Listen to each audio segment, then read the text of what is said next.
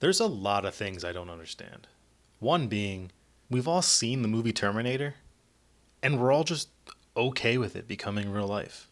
With a military-industrial complex that refers to drones as the Model T of future robotic weaponry, how long will it take until we have Terminator-style killer robots roaming the battlefield, and eventually the streets? It could be a lot sooner than you think. Let's start with a little company called Boston Dynamics, an American engineering and robotics company founded in 1992. Side note, they've been getting funding from government organizations like DARPA since the beginning. You know DARPA, the agency responsible for weather satellites, GPS, stealth technology, drones, and, oh yeah, the internet. Boston Dynamics is famous for their internet videos that show off their latest developments. You know the ones.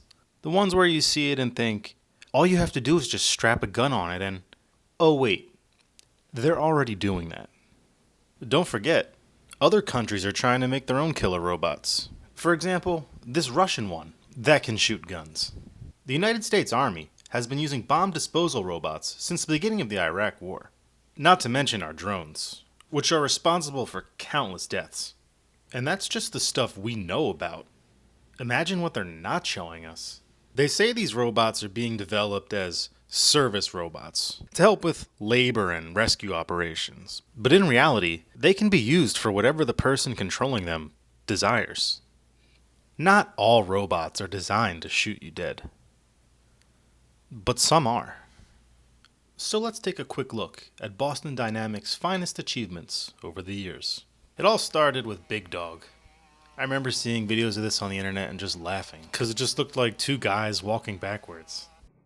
And here's the Cheetah, the robot that can run over 25 miles per hour.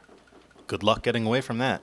Or how about this version of the Big Dog that can throw a cinder block at a human? Or how about the Wildcat, the robot that's the size of a fucking cow? Here's Rex, the rough terrain robot that can go through anything to find its target. It can go over logs to find you. It can go over rocks to find you. It can go through water to find you. To grandmother's house we go. And here's the Sand Flea, the robot that can jump super high so it can find you and report your location to the authorities. Mini drones that can fly inside buildings. That's right, the police use drones now. How fun. And then we get to one of their flagship robots, Atlas. This is the one that can do parkour, do backflips. If this isn't giving you strong Terminator vibes, I don't know what will. It's just a fat version of the movie one right now.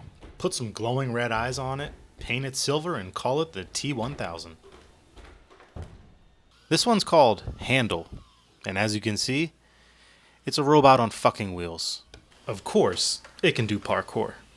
So essentially, this is just an Atlas with wheels. Great. It's good to know it can lift 100 pounds, at least a small dead body.